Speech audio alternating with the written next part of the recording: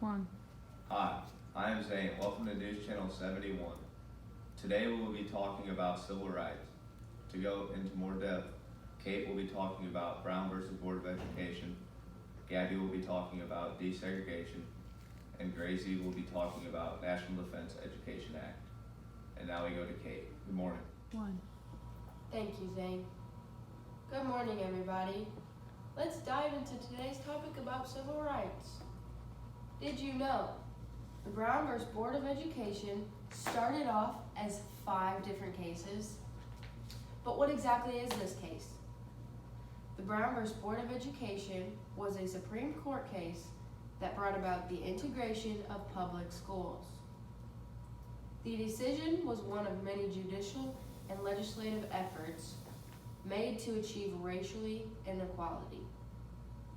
Following the changes to the Civil War amendments, the Jim Crow laws mandated separation of African Americans and whites in public.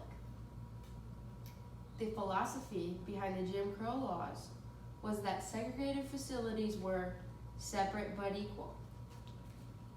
Some cases that reached the Supreme Court include the following, but are not limited to: Oliver L. Brown versus the Board of Education of Topeka, Kansas; Briggs versus Elliott; Davis versus the Board of Education of Prince Edward County, Virginia; Boiling versus Sharpay; and Gebhardt versus Ethel.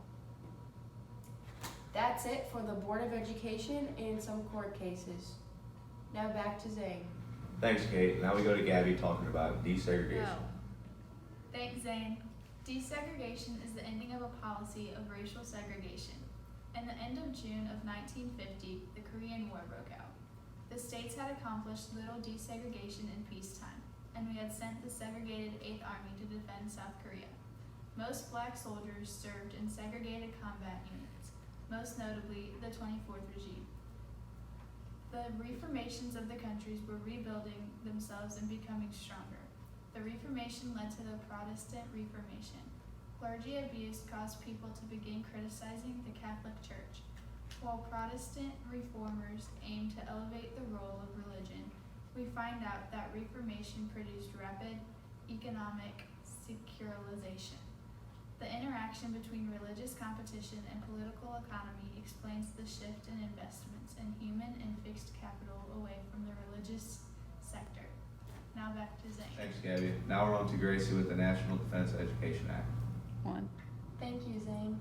The National Defense Education Act has been passed in response to Soviet acceleration of the space race with the launch of the satellite Sputnik.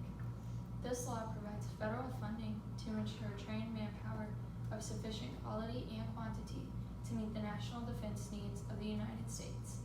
It has authorized more than $1 billion over the next 7 years to achieve its goals, signaling the expansion of the role of the federal government in education of students. The purpose of this act is to improve and strengthen all levels of the American school system and to encourage students to continue their education beyond high school. Thank you for tuning in to Channel 71. Have a great day. Nope. Yep. Nope. Yep. Nope. Yep. Nope.